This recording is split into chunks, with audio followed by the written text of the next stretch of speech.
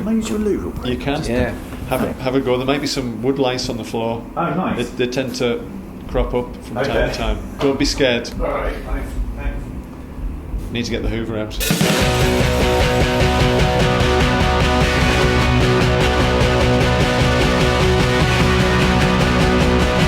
Hello and welcome to Game Changing with me, Tim Thornton. And me, Chris Sheldon. In this podcast, we chat to various luminaries from the music world who we've met along the way.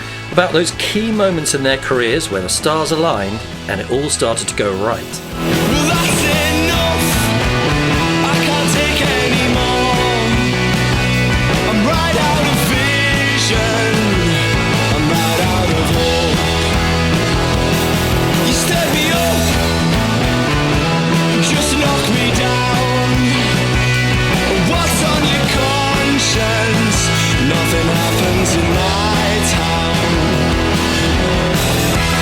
I'll do graffiti if you sing to me in French. What are we doing here if romance isn't dead? Mind your mouth as you walk with me. Take care, as you cross the street. Well, that's enough. In 2004, a new English rock band came flying out of the traps and would, for the next 16 years and counting, leave an indelible imprint on the indie scene. I'm delighted to say that this episode comprises a conversation between myself and Paul Smith and Duncan Lloyd of Newcastle upon Tyne's formidable MAXÍMO Park. I hope you enjoy it, and in the urgent spirit of the band themselves, let's get straight to it. That's enough. We signed our record contract with Warp eventually on the Millennium Bridge in Newcastle. Oh, really? Nice. Somebody, a friend of ours, brought a wallpaper pasting table and set it up in the middle of the Millennium Bridge on the pedestrian side. There's a pedestrian side and a bike side for this essentially pedestrian bridge. Yeah. No cars can get across it, and we just set it up and some sort of symbolic moment. But that was. Did you have loads of pictures taken of it? There's a few. They're awful. Really? Oh no. They're fairly bad. I mean, we did. This is the thing.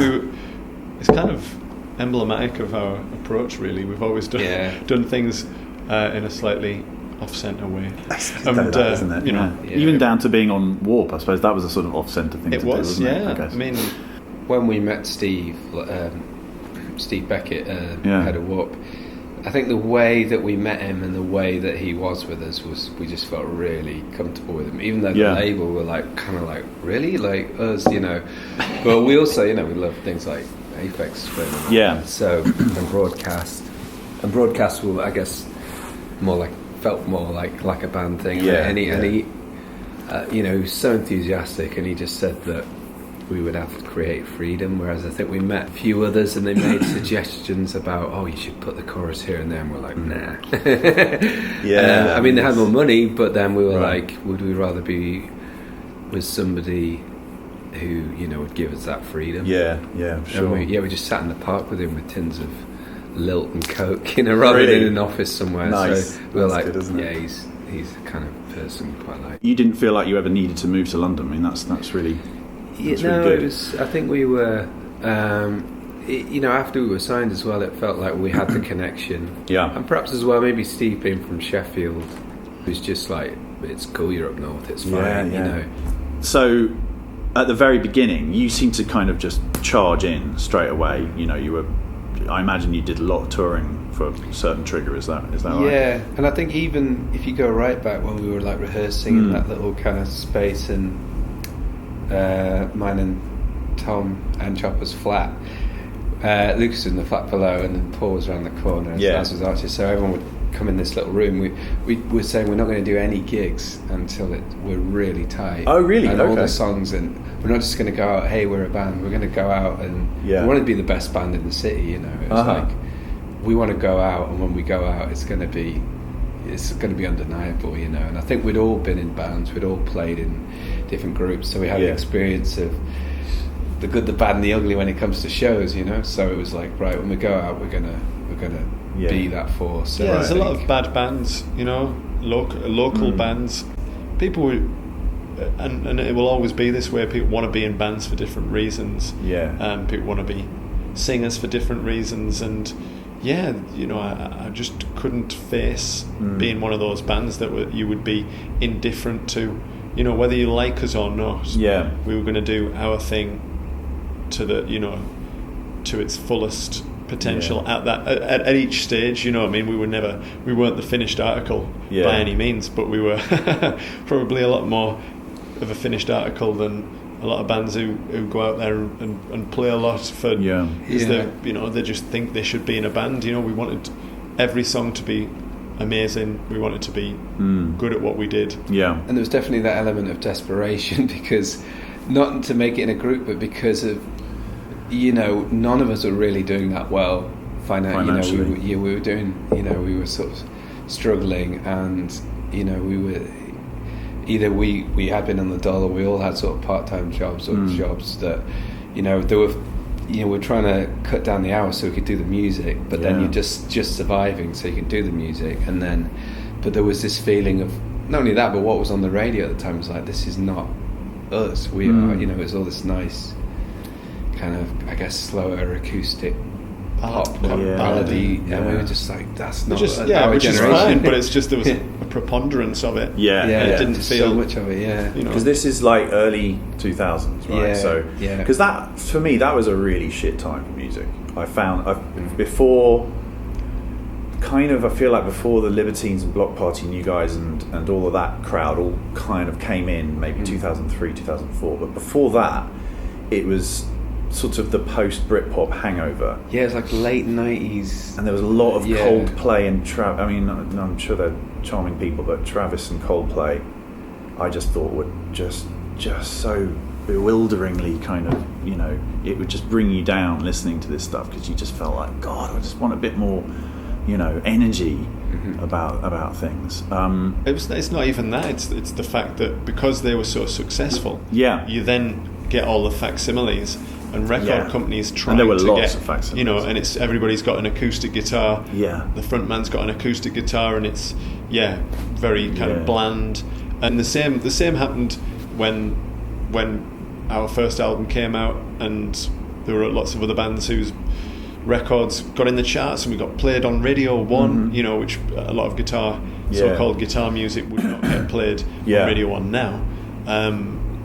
And you ended up with loads of watered down versions of it, and the advent of landfill indie as it's become known, and it's a this is the problem. It's a business, and it's capitalism, and it is what it is. You will always get people trying to replicate the formula and trying to find out what the formula is. What is the formula? What is happening here? There's people with guitars in suits or whatever, and maybe a lot of those bands, including ourselves, were looking at the past to try and go forwards. The idea of post-punk music became a little bit overdone, especially when people were writing about us, when we were more influenced by sort of American, I guess, kind of R.E.M. and grungier stuff, Pavement. Those were sort of equally important to us as... like Going Missing and Graffiti are way more like lo-fi. They had more of a lo-fi thing that we liked about Pavement and we liked about Sonic Youth and things, whereas it's like they're just a post-punk, but it's like, okay, apply some pressure. Now more of a shop, they have those choppy influences. We listen to Wire, but we listen to Captain Beefheart for those choppy influences as much as so it was like, actually the influences are way more, but it's like, you're like the Jam and you're like XTC and you're like, actually, we don't really. Tom likes XTC, and I like XTC. We like them, but they weren't like a blueprint for us. And so a lot of that got skewed, and then you end up going, well, we've been labelled like that. But I think that happens to every group. So I've just done a lot of listening to the last to all your albums over the last, and it's interesting because Earthly Pleasures, for example, I hadn't heard for maybe, I don't know, 13 years or something. Me neither. I heard, really? Do you don't know what it sounds like. Do you do that thing of like never listening to a finished record again? Pretty much. Yeah. Although you end up having to rehearse songs and stuff, and you want to slot things in, and then you end up listening to it intensively again. Right. And that's that sort of. But certain album tracks I wouldn't have heard in years. So we've interviewed Gil Norton, Oh yeah. but you had Gil on Earthly Pleasures and National Health. Yes. Okay. I just found it interesting, the producers that you've worked with, because he's the only one that's done 2, right? That's right. Yeah. Yeah. Okay. Yeah. Paul Epworth, first one. Mm-hmm. Did you think let's get someone different, or was Paul Epworth not available, or? We thought get somebody different. Yeah. And I think we thought we might work. You know, we've never rule out working with somebody again. But yeah, we were very much in the mindset of doing everything as differently as we could with each record at that point. But yeah, at that first record, it felt like, right, we've done that. Let's move on. Yeah. I think with each one we kind of try and think, okay, let's go with someone new. And it's like, because Paul Epworth was great, and it was just the first thing we'd done, so we learnt a lot working with him. Yeah. It was quite a hedonistic time in that album. Okay. Yeah. And then I guess with Gil, a different thing. He was obviously an older producer, and so we worked with him, and with quite a pedigree. Yeah, that's right. Yeah, and I think we wanted to rock out a bit more as well. We felt like the first album was kind of punky and sort of a strangely not lo-fi, but kind of there's a real edge to it. Yeah. It's very trebly record sonically. Energetic. There's a lot of energy on it. I was listening to, because I know that plenty of music rocks out these days, but listening to first single on Earthly Pleasures, come on, what's my brain doing? Our Velocity, was that? Our Velocity, yeah, exactly. It's fucking gets going, it's like it really does pound along. And I was, listening to it, and I'd forgotten. It was silly, but I'd forgotten how, fast it is. But it's like proper fast. It's not. So do we. Not sort of like Idles fast, where obviously they're very fast, but somehow, Our Velocity has that kind of fucking energy, And the first album as well. Apply Some Pressure and Going Missing. Yeah. Which is the one guitar riff I can play with a tuned down. That's right. Yeah. So, but they're great, like energetic songs. Yeah. But yeah, that was a very. We were deliberately trying to be as concise as we possibly could be. No frills. Yeah. Not repeating things over and over again. No guitar solos. Yeah. Virtually no guitar solos. Get rid of the reverb. Yeah. Yeah, it's very dry, isn't it? I think I've written dry down here somewhere. It was one of one of our things is like no fancies. It has to be, it has to be as upfront, and it was almost like this is how we feel. It's like, and the lyrics are also very economical, I'd say. Are you a fan of Elvis Costello? I am, yes, because he doesn't waste a syllable, and I feel like that a little bit with you. It's like every word does something. Yeah, well, it's musically, lyrically. Yeah. The whole thing, artwork, whatever. Yeah.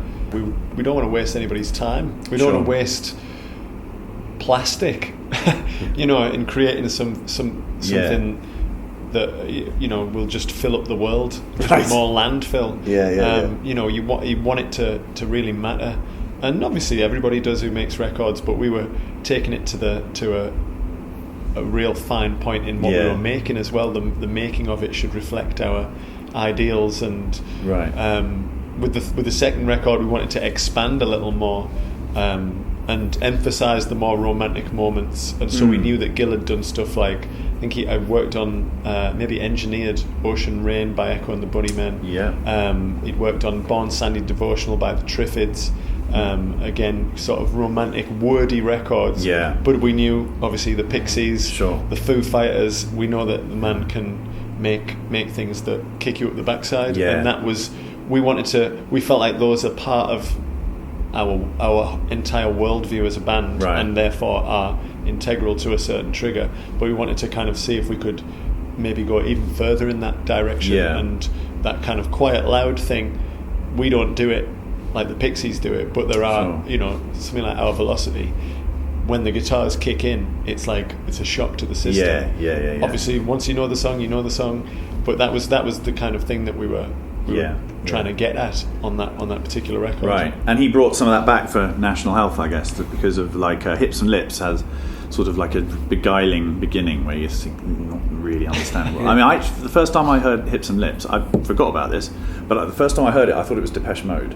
at the beginning. And then it suddenly kicks off and you're like, oh, hang on. And also, I swear, until about 2 days ago, I thought the chorus lyric was, "You're a poser to me, and you always will be." And I was I am still living in Hackney, and there was lots of hipsters around, and I just thought it was a comment about like you're a poser to me. I'd not thought of that, but there you go. Now I can hear it. Now Sorry, I'm probably going to ruin it when you next play that song. I punched the fence last night, another act which you thought pathetic. Despite this love, I can't forgive when you say forget it. Your face will fall, but let's try to keep it together. The blade withdraws before the knot starts to sever. The way you stick out your lips and keep your hands on your hips, and I'm supposed to know, and I'm supposed to know. The way you stick out your lips and keep your hands on your hips, and I'm supposed to know what that means.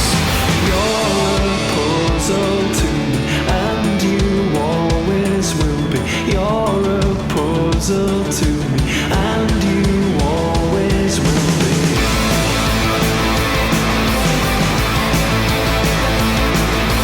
You're a puzzle to me, and you always will be.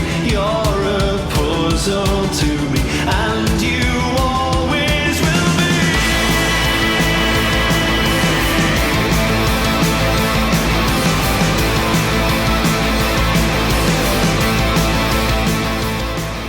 With each record, we'll always say, what do these songs need? What do we need as a band right now after this last record? So you've caught us at a funny time, because we are now in that same process again of trying to find somebody to record our new record, and we're trying to say, well, what do we need? You know, the last record we recorded entirely alive, and then added a few extra things. Chicago, that was in Chicago, in Wilco's studio. And so we now want to kick against that a little bit and try something very different, especially because it'll be our 7th record, and you know, I feel, you know, we all feel like we need to sort of make a statement and do something as different as we possibly can without losing the ethos of the band, the essence of MAXÍMO, which was kind of what we were also thinking when we made Too Much Information, the 5th album. When the first couple of singles were Leave This Island and Brain Cells, which are very different to a lot of the songs that we write. And so it feels like we're at that kind of point again where we could do with shaking things up a bit. Do you like recording away from home in America and so on? Yeah, love it. It's fun, right? It's I mean, and it's you know, how many people get to do stuff like that? I know. And you know, it may be the case that we can't afford to do it in the future. You know, there's always the financial reality of it. And the financial reality of recording in London is often much more expensive than going out to America and staying in an Airbnb.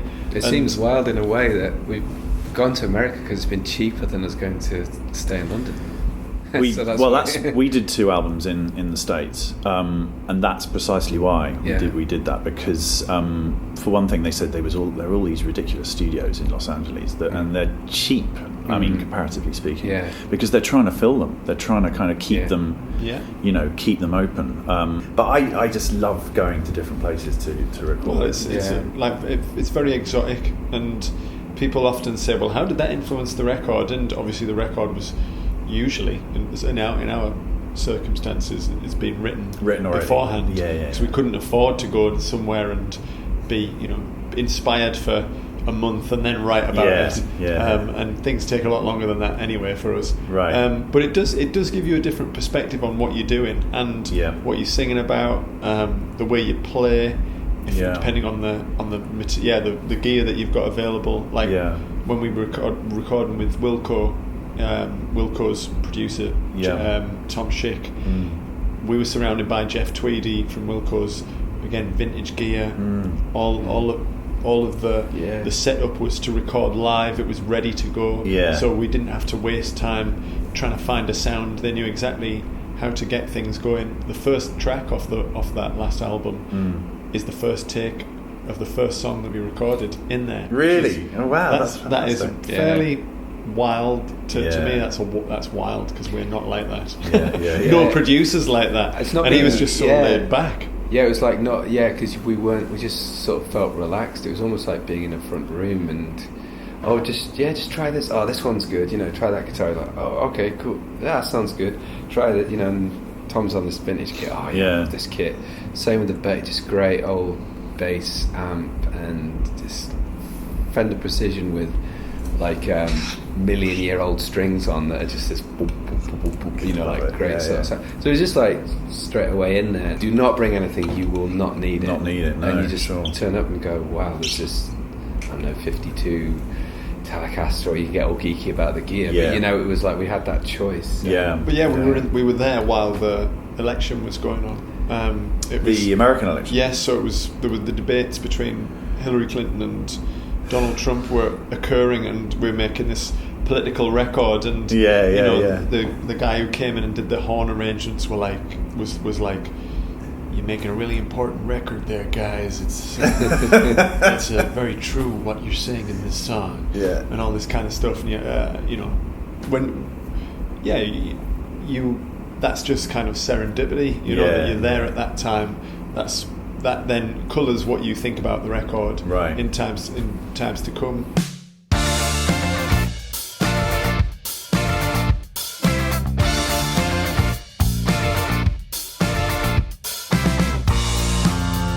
And the lie was not enough. Tell the truth and you're not tough. Time just stopped and I must wait. Enter into the debate. And the lie was not enough.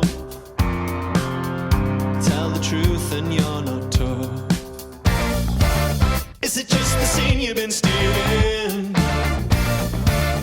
Or is it the heart that needs healing? What equals love? 'Cause I forgot the equation. Well, I don't know, but I think it's trust. Plus, don't forget the devotion. I will call you to account. There's something about the sort of earliest, most primitive kind of way of writing songs with guitar that still kind of appeals. It's like a kind of this. It's like the sound of a piano or the sound of an electric guitar plugged in, or a sound of an acoustic guitar. They are sort of archaic things to some extent, and we've always wanted to have an electronic element, and the keyboard sounds are important to us in the band. But if something needs one of those sounds, you've got to go with it again. Sort of look for what the song needs. Sure. Which is, interesting, because Gil, I didn't talk to Gil myself, but Chris did that one. But he said that Gil is all about the pre-production. So like loads and loads of discussions and listening to, like he said, the acoustic version of a song. So the songwriter or the songwriters playing a version on the acoustic guitar or something, and then you get to the kind of soul of the song. You're very much like we would play, and he would be in a circle, and he would be sat there with us as we played. Notepad. In a room like this kind of thing, not in a recording studio. Just he would come and he came to Newcastle. The second album we did, there's a place called Ellipse. A friend of ours, Andrew Mills, did the kind of engineering with Gil, and we'd sit in with the room with us, and we'd go through things like books from boxes and stuff like that, and same with the National Health. He would just come to the studio, and then we'd sit in this circle, and then he'd go, there'd be the odd thing at that point where it's like, right, we might analyse this a bit, or the feel of something, here and there. So because a lot of the time we're quite self-sufficient in the arrangement side and writing, but then he would always come up with a little something that you're like, right, okay, I think he's kind of influenced our thinking. The last week we were in the studio with Tom, our drummer, and working on the arrangement of a new song, and it took us 2 days to rearrange the song, and then there's Dunk's done a mix of it, which we were listening to this morning. Yeah. In our separate houses, and on the WhatsApp thread that we've got.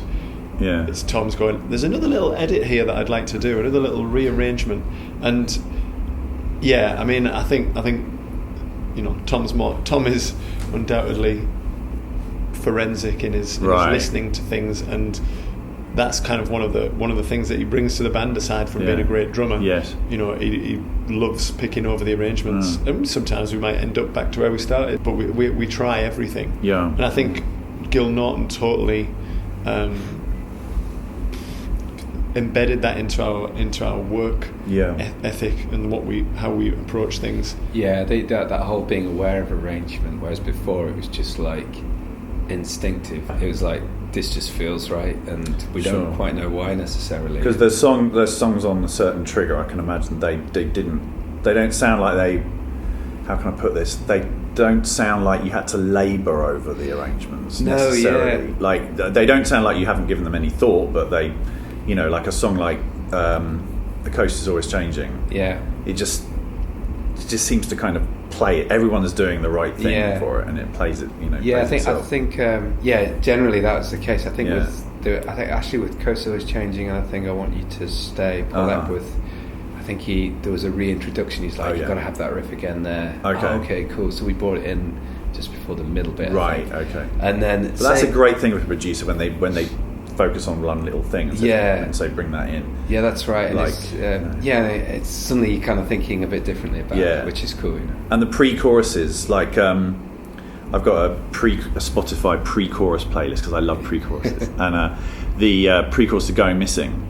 Oh, yeah. Which I think is great, I could have handled a third time of the pre-chorus, but never mind, But yeah, do an edit for you and send it over. Yeah. Special version, right? Yeah. So you primarily, it seems to be the vast majority is the two of you, right? Mm-hmm. And then the keyboard player, is it Lucas? He wrote some stuff too. Yeah. And you wrote some music as well. Yeah. On some of them, but you're the sort of the Lennon McCartney kind of thing. Core writing team. Yeah, for the bulk, yes, music, lyrics, and we, and of course, sometimes like Paul have a musical idea, and then Lucas, and Archie's when we started, both of them write great songs. So and oftentimes there'll be songs that are actually a mashup. Like for The National Health is all four of us. It's an Archie's idea, one of mine, one of Lucas's, and then Paul as well. So it's kind of.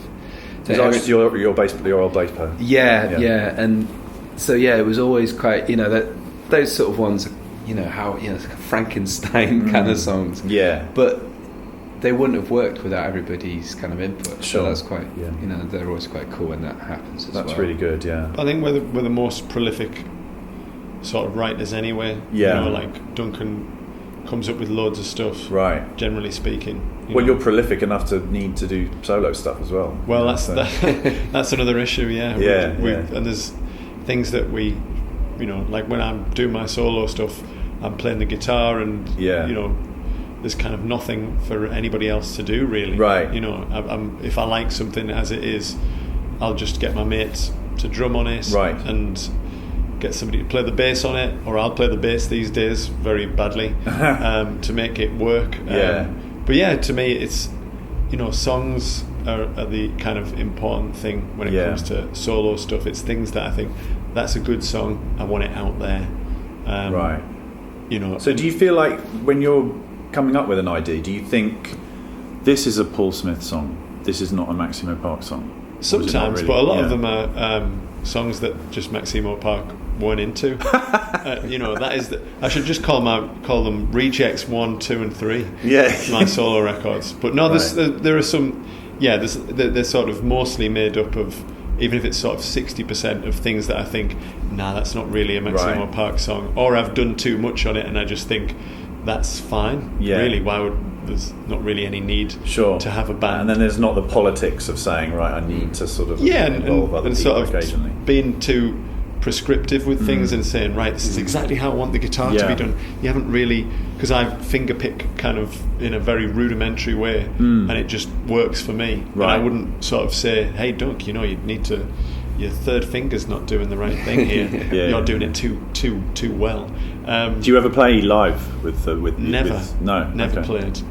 Right. Which is kind of funny, but also it was mooted at one point, right? 'Cause especially when we were adding more stuff into the songs. Yeah. But then there came a point where everybody was like, "No, you're all right." Right. Okay. But I'm a front man. Yeah, ultimately. you are quite on stage.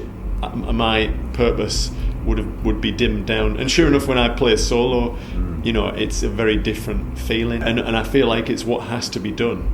But also, I'm aware that I can't look at the audience all the time. I'm looking down, and these lyrics are very personal, and that has a kind of different effect when you're doing solo stuff. You think, okay, if this is even though MAXÍMO part lyrics are very personal and emotional, there might be something just a 1 or 2% more introspective about my own stuff, and that hasn't been filtered through the idea of, all right, the other 4 or 5 guys have got to hear this. I'm not thinking about that, which is kind of liberating in some ways, and sure enough, that music will then probably be too intimate for some people who like our band. Other people will find a nice crossover there. But yeah, when I'm singing the emotional, direct lyrics of MAXÍMO Park, it has another effect, because I'm looking at people, I am acting out the songs, I'm trying to get people into the songs physically with my with, the way that I move, or the way that your facial expressions are, all those kind of things.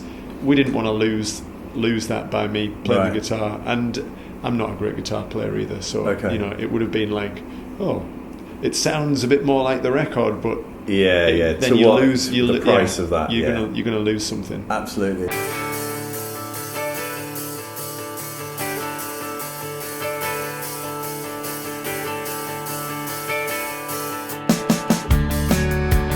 You were born in winter, the summer came too fast. Like a child you can't control. Now isn't it obvious that you still value his word? Now that it's not there, a love life down the drain. Now isn't it obvious? Some people hide their emotions, and some people show too much. I'm aiming for somewhere central. Now isn't it obvious? He changed his look for you, but you changed your life for him. Now was the verdict worth the trial? Did we go too far? Is that why your nose is bleeding? Last night I dreamt we kissed on a bench in the evening. I can hear tons of REM in your playing, like one of those songs on the second album, Nosebleed, I think. That sounds sort of quite early kind of Peter Buck. But I mean, also, I think maybe because your voice is so English, it doesn't sound like any. Oh no. Which is obviously it's great but I suppose maybe that kind of maybe fools people into thinking that you've been listening to more English music than you have. I think so. Yeah. No, I think you can't get too annoyed about these things. It's kind of a little bit of a, it bugs you a little bit, but ultimately, people are talking about you. That's great. Yeah. Fine. And it will always be those things that are on the surface that will catch people first. And if that's an accent, again, a lot of people didn't sing in their own accents, and a lot of people thought that I was laying it on thick, but then when they hear me talk, they realise that is the way that it is. It goes in waves, don't you find? Like sometimes it's really cool, cool. Of course, to sing in your own voice, and then sometimes it's strange that field music definitely don't sing in their accents. Well, I think they do. But do you think they do? But they're also actually. Sorry, you're quite right. They do, but but they have a sort of strange way of getting round it. So. Yeah, no, they will. It's a softer accent in a way, isn't it, as well? Yeah, they don't pronounce.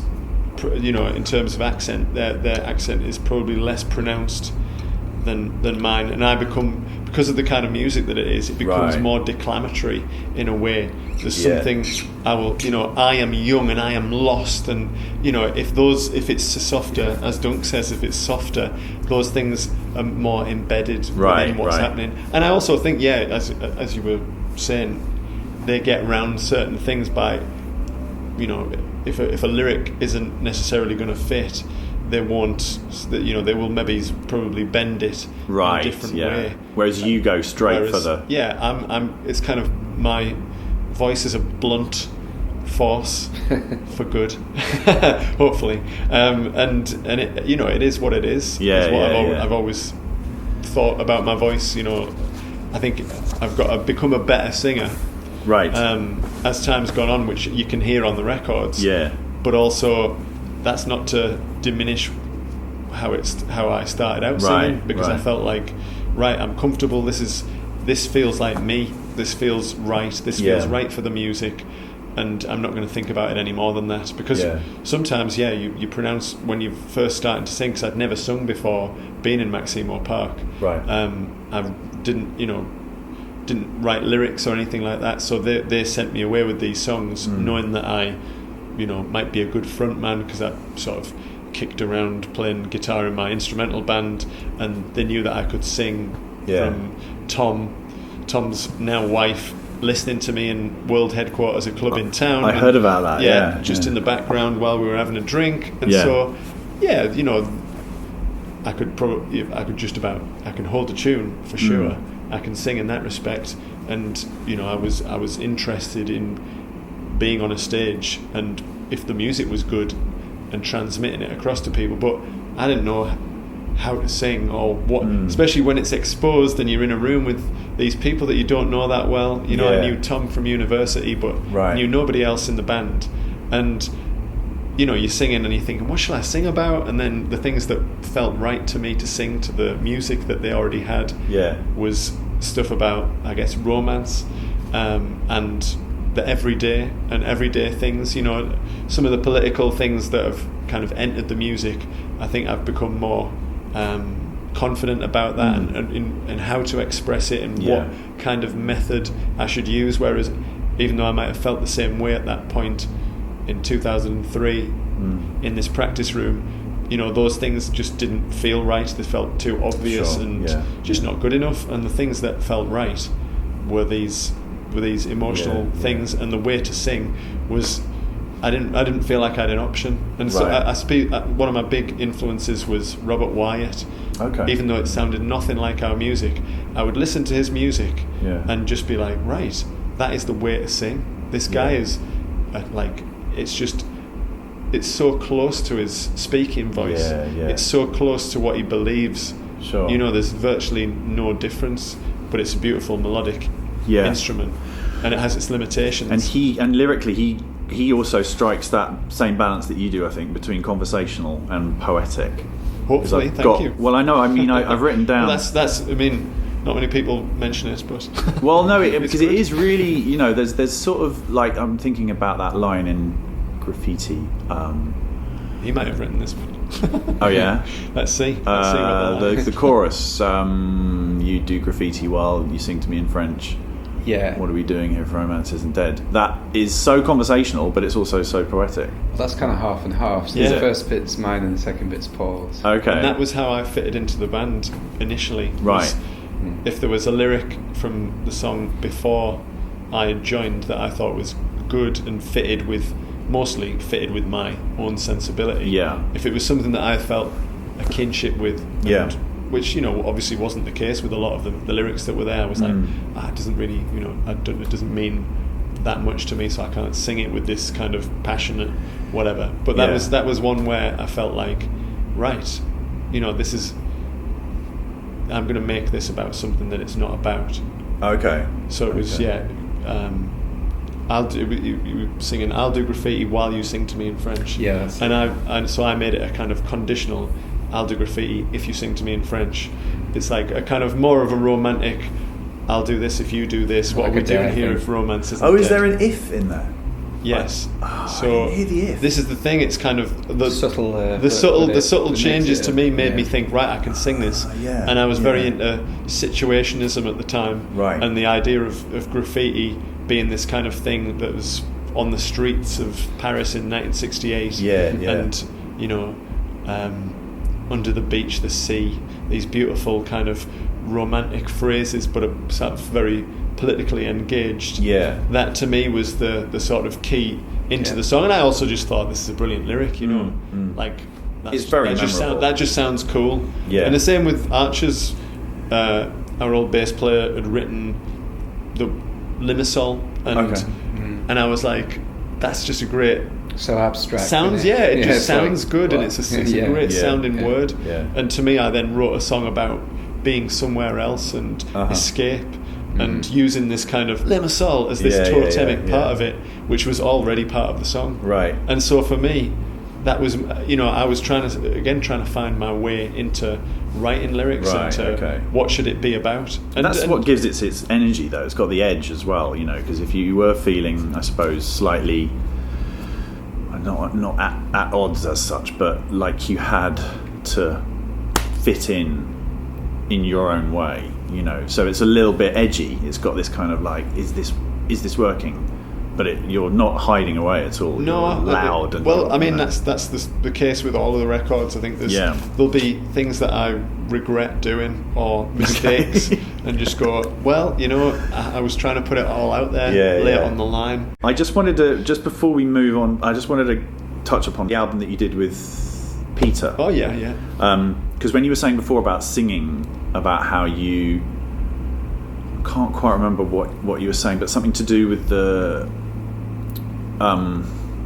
lack of subtlety you maybe had, and then that feels like you've really got the subtlety in there because it blends with the musicality of what he's put in there really well. It's an interesting one. I mean, I think it is probably the most sort of left field thing that I've it's a lovely been album, involved with. I must admit I hadn't Thanks. heard that until 2 days ago, but it's fucking great. Thank you. Yeah. I mean, I definitely feel like it couldn't. I mean, it might have come a year or two earlier, but before that, it probably wouldn't have struck me to have that. Right. To have those words with music. Yeah. When we first started out, I used to write a lot of diary entries that went on our website of just where we were, and I often thought, is there a way of condensing this into the music? And I think that through our records, it became more like that. You know, night falls and towns become circuit boards. Yeah. We can beat the sun as long as we keep moving. You know, the lyrics like that on the second record, it is kind of pushing the more poetic side of the lyrics. Yeah. You know, the final words on the album, I love the tiny veins on your back that remind me of the way that porcelain cracks. You know, there are these things you might not hear on, I don't know, somebody else's records. Right, but definitely. you know, again, it's taking a chance. I mean, a lot of people would go, that's a load of rubbish. You know, stick to the point. Yeah.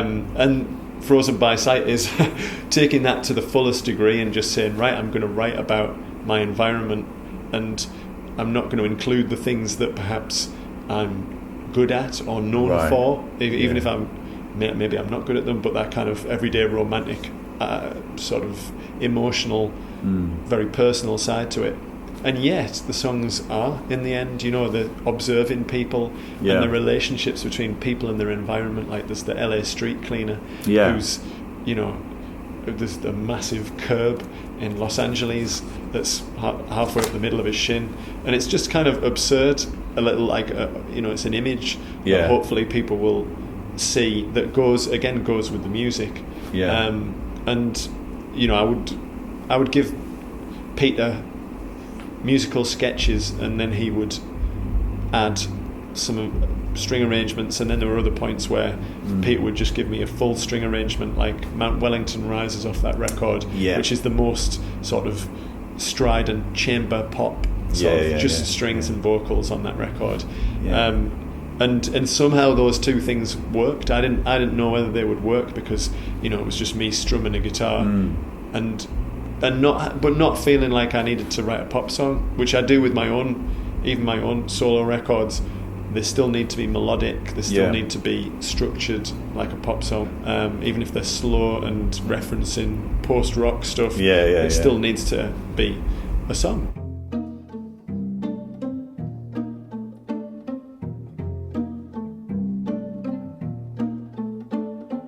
Up close, palm tree, leaves half hairs, stone art deco, smiling curves.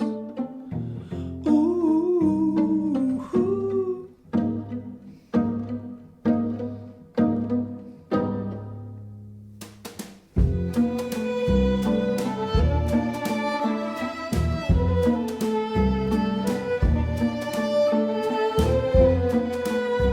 A small man sweeps water in the gutter. The curb comes up to the middle of his shin.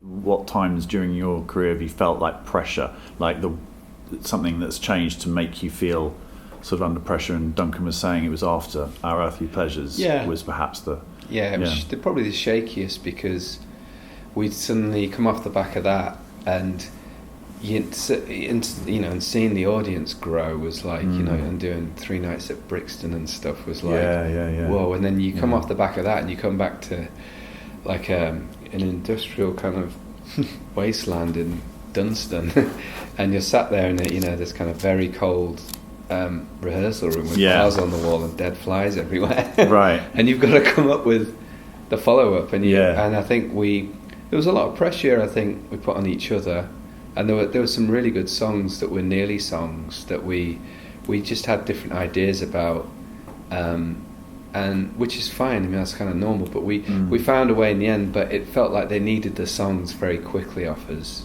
And did they being management and label? Yeah. So, but we were like up for the challenge. But I think at the same time, it was like, we probably weren't, fully ready.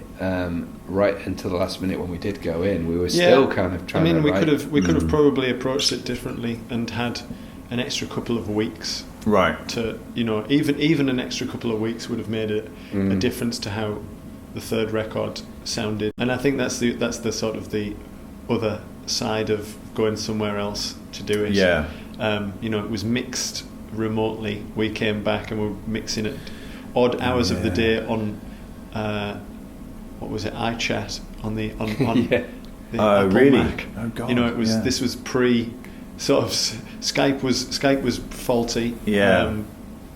Certain people hadn't got it, and all these kind of things that you think, wow, that really that was a barrier to making your record. Kind of. Right. In the end, and so the mixing process was kind of difficult. If we'd have had more money, we could have. If we were a massive band on a big label, we could have stayed out there and done that. I think it's that pre-production again. Pre-production for our first album was years long, and just making the songs, as everybody says, you have a lifetime to write your first record and all that sort of thing. Which is, there's definitely an element of truth to that. But the third record, we were still unsure about the arrangement. There were still things that are now on that record that we think, why didn't we fix that? We were meant to fix that, and we just moved on to something else. And again, that goes counter to our whole belief system in that every second shouldn't you should justify every single aspect of it. I think some of the we tried to do different things with some of the songs. We'd done a punky record, we then did a rock record, and the next one we wanted it to be groovy. Wanted to have it a sort of more rigid sort of grooves. And that was the key to that record and the sound of it. And while I like that, I do feel like certain songs didn't necessarily fit into that template. And I don't think, I think we were too polite to each other, and we didn't say exactly what we felt because we were trying to find a consensus. Whereas now we try and find a consensus, but if something's not happening, you just can't go with it. No, sure. You know, there are songs where we were trying to. We all felt like we found a good compromise here, and then you realise, you know, maybe a year later or a few weeks after it's been mastered or whatever, that somebody else didn't like an aspect of it, which is then leads to you thinking, well, did I like this or did I like that? And then you end up thinking this is muddled, this is not as focused as we have been. Isn't it? Yeah. And that's hard to take, especially when you like the songs, you know, and you think, given an extra 2 weeks, we would have filled this sort of gap that feels like there's a gap in this song that doesn't quite gel, or a sound of, you know, like The Kids Are Sick Again. The end of that song, I almost wanted it to be like loads of like a school choir or something singing "Their kids are sick again." And we recorded our vocals over and over again, and all of us were chanting on that at the end. And in the end, it didn't have the kind of the sound that would have allowed it to be less chanty. Having said that, I still think I mean, a lot of people say to me, that's one of my favourite songs. Like Paul out of our band at the moment says "The Kids Are Sick Again" is amazing.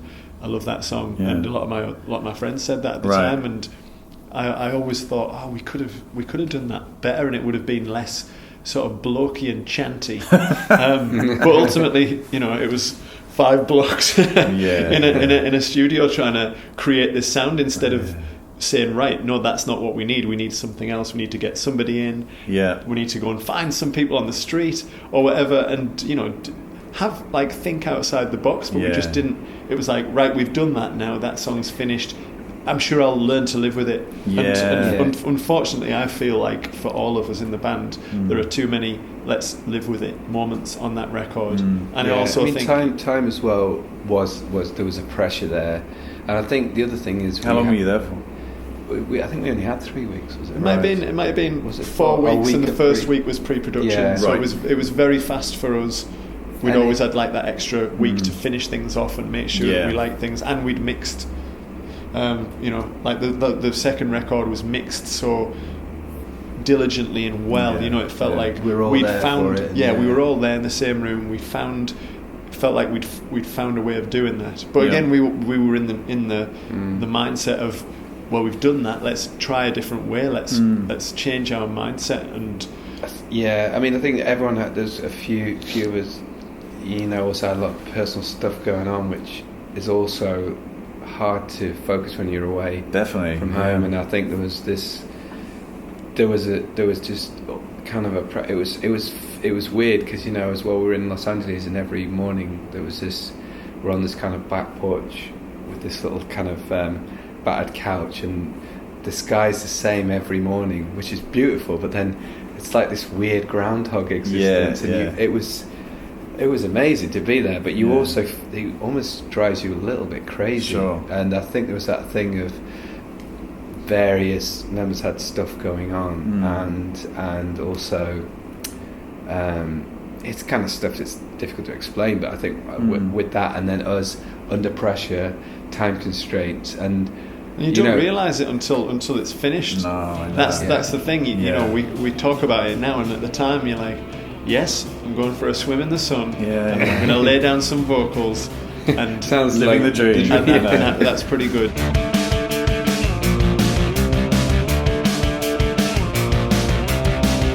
You're looking so pleased with yourself. I'm gonna come over there and wipe that smile off your face.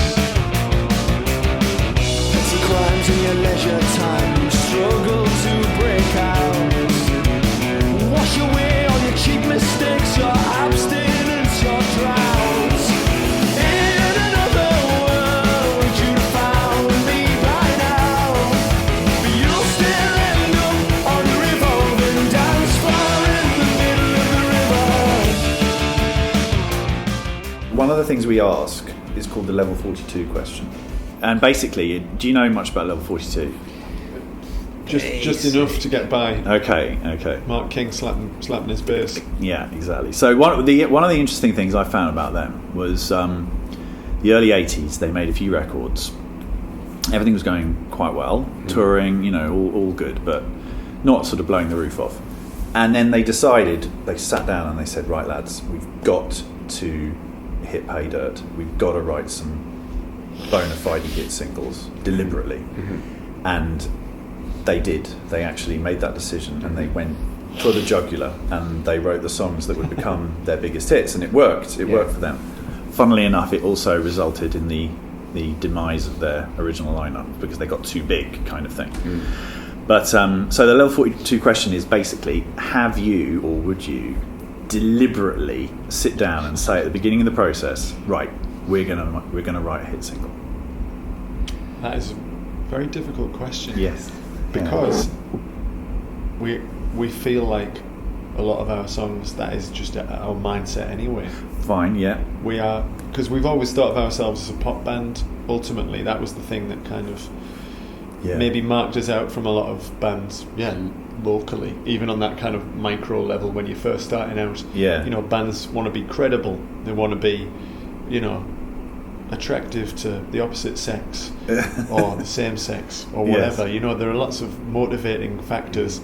A lot of musos make music, unsurprisingly. Yeah. But we were like, to write a great pop song that changes somebody's mood or their opinion for 3 minutes, 3.5 minutes, that's like alchemy. Yeah, it is alchemy. It's something that you can't explain it as well, that's the classic thing that everybody says about whatever kind of success they might be having. If I could repeat it, I would, and I'd be rich and whatever.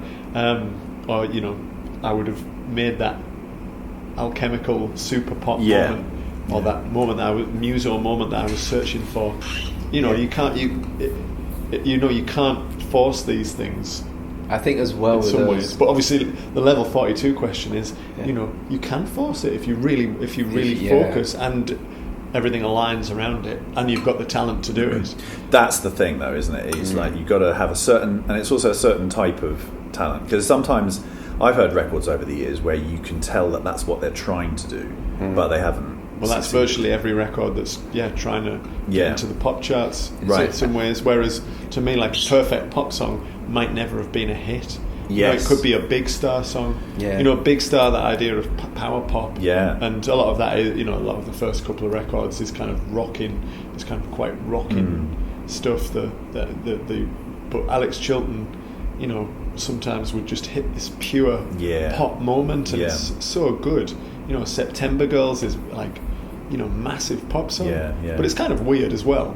But like the idea that we could still be us and yet write amazing pop songs. You'd have to. I think with us as well, we're aware that we'd have to iron out the quirkiness that is. Because the thing is, it's funny. We were listening to some songs the other day that were like incredibly not made by us, but incredibly kind of well done, but kind of straightened out. And everything happens at the right point. You feel like you've heard it before, but you heard it not necessarily in a good way. Yeah, and that's the thing. You want certain bits of your song to sound familiar enough. Like right, that's a guitar making that riff, but it's a great riff. Yeah, whereas if it's a riff you feel like you've heard before, that's boring. Yeah. But it's a hook, isn't it, as well? Like that. That old pre-chorus I was talking about, the Going Missing one with the forget it. That's just like, okay, that's a hook. And sometimes you do feel like you've heard it before, but not that you've heard it before, but you recognise what it's. Yeah, I think that's part of trying to do. Definitely, and I think that's part of something that we do is like, it's almost you want people to recognise or connect with it, but then not feel too much like, oh, that's from that song. Sure. Isn't that a Beatles thing? Which you do hear in songs. You're like, song on the other. It's like I was listening to Billie Eilish and production is great, and then it's like, that's like People Are Strange, the Doors. The diddle-a-did, that one. Can't remember the name of it. I don't know. It's great. Yes, Bury a Friend. Okay. listen to Bury a Friend and then listen to People Are Strange. There's a kind of relationship, but then maybe that's pure coincidence. But I think going back to that Level 42 thing, I think we were sort of, we could do that, but we would be bored. But you could be bored and make a lot of money. Yeah. Whether or not, also, it would have to have that thing, and people would go, actually, that's a great pop tune, and we're not the. We could never decide that. That would be somebody else deciding that. And it probably, I mean, it would. You could write the greatest song. You know, you could write You're Running in the Family, but if people don't want to hear it from your group, it is. There's so much more around it. You know, the times move on, and there's a tiny window for somebody who doesn't look like a pop star to then become a pop star. It might be, you know, Adele. It might be Billie Eilish. Lewis you know, Capaldi. people who, Lewis Capaldi. You know, another one where people would go, right, that guy doesn't look like a pop star. Yeah. Let's have not him. even we'll either accept it or just say, right, it's never going to make us money again, because it's people are giving you money to then promote it, to you know, plug things, to get the best of the best in the industry to work, to put your poster on the tube, to ram it down people's throats, to advertise on YouTube, then have it popping up before you watch the Match of the Day highlights or whatever. You know, all of those kind of things, that needs to be behind you, and the gap is very small for anybody outside of, you know, Taylor Swift, who is a great songwriter. But again, she looks $1 million. Yeah. Again, it's presentation. It's fitting into archetypes that are already there. Yeah. You know, that's all those things. I mean, we couldn't do it now because we're about to make our 7th record. People already have a very firm opinion of us if they've heard of us. Yeah. If they haven't, they'd be like, who are these old blokes trying to write a pop song? Again, people of our generation might not think that, but if you're 15 and listen to Radio 1, it would take some sort of miracle for even if we wrote a song that was cutting edge production, totally fresh, you know. And so, you know, I guess then the question becomes, for, you know, whatever our target market might be, which then I find that kind of thing again very constricting, and, you know, but also, you know, realistically, you know, our last album didn't get playlisted on Radio 1, it got playlisted, some of the songs got playlisted on Radio 6, so you would then go, right, that is your target market. Could we write a song that would get onto 6 Music and smash it? Right. Probably, I think we could, but again, that's not up to us. Because that's ultimately. That's the sort of, like, what sort of hit single are you talking about? Because, I mean, there's the Radio 1 hit single, but there's also the 6 Music hit single, and I always think of that song by The National, Blood Buzz Ohio, which I feel like that is a sort of classic 6 Music hit single. Pretty much everyone who listens to 6 Music knows that song really well, and if that came on if you were out in a bar and that came on, everyone would start going, yeah, this is a great song, you know. So that I suppose is the sort of thing if you would be trying to do. But it's funny because when we asked this question to the Field Music, Dave, he sat there listening to Peter give a very polite response to the question, and then Dave went, you know what, I'm not going to do his voice, but I think all indie songs that are trying to sound like hits sound fucking rubbish. He said, I don't think I'd ever want to make a record like that, you know. And that's in a much less a sweary way. That's what Kate Stables from This Is the Kit said. She said, I don't understand why I'd want to do that. Why would I want to do that? Well, you're also, this is a slight diversion, but if you write a big song, if your song does indeed get played lots and people want to hear it, if you're not fully on board with it, if it doesn't feel right to you, then that's a millstone around your neck. You're cursed to play it for the next. That must be a fairly horrible feeling. Whereas that's the Kurt Cobain thing, where he didn't want to play Smells Like Teen Spirit. So they played More Than a Feeling by Boston instead, which is a good song. It's this is the thing, you've got to be realistic as well and realise that you are part of this world. We're not. We've always wanted to do for our songs to do well. how you define well is a very different thing, and it changes as you go on. You know, we didn't know we had an audience until we made the first record. Then you realise you've got an audience, and again, the temptation for many people must be, let's try and do that again, so that we can keep making music or keep doing this or make lots of money. It seems to me it's a kind of anti-art strategy. It's very business-like. Right. You can get a balance though. But you can get a balance, and this is the thing. I love plenty of songs that have probably been written that way, and you know, there's again, you've got to believe in the power of a pop song. You've got to go back to what I was saying and say, do you believe in that idea of a chorus saving somebody's life? Do you believe in like being moved to tears by a song? Do you believe in wanting to dance your bum off on the dance floor to something that is incredibly funky and a great pop song as well?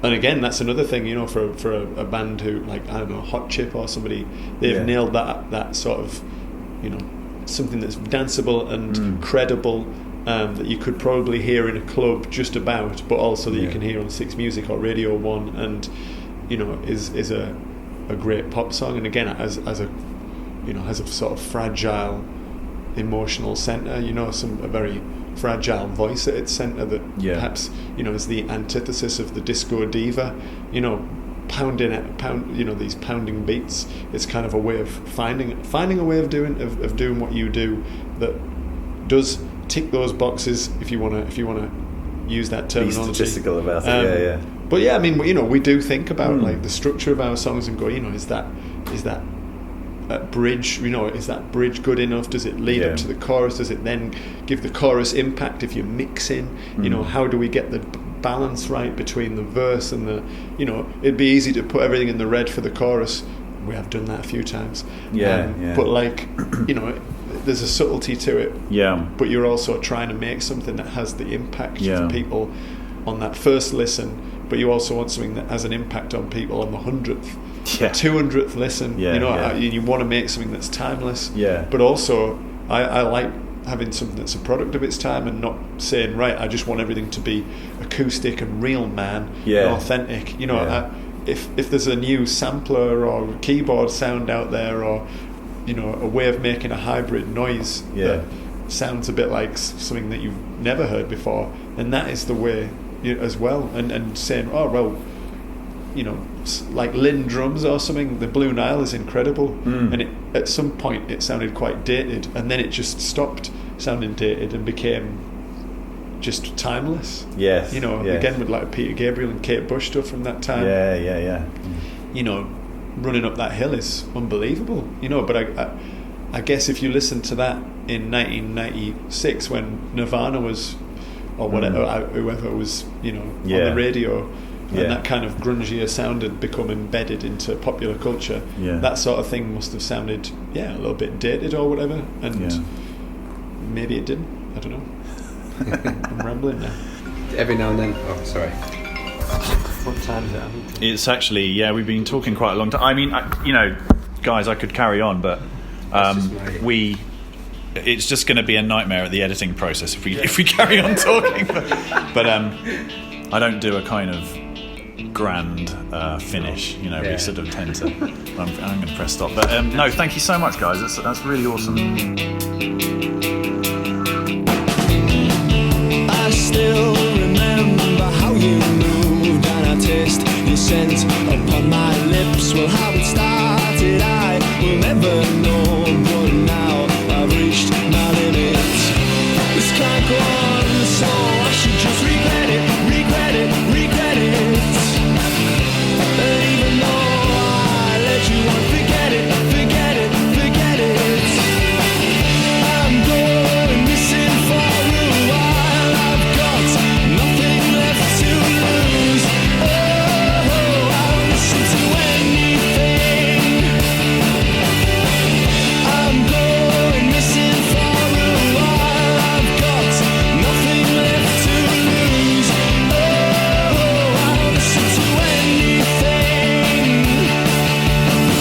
there you go. My thanks to Paul and Duncan from MAXÍMO Park for being great guests and great company.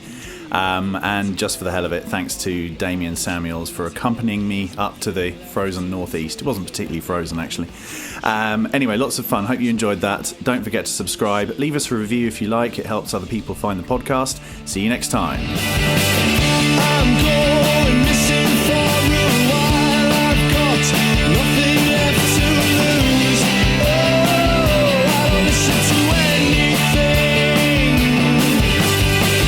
I've got nothing in defense. I've got nothing left to lose. Oh, I don't listen to anything.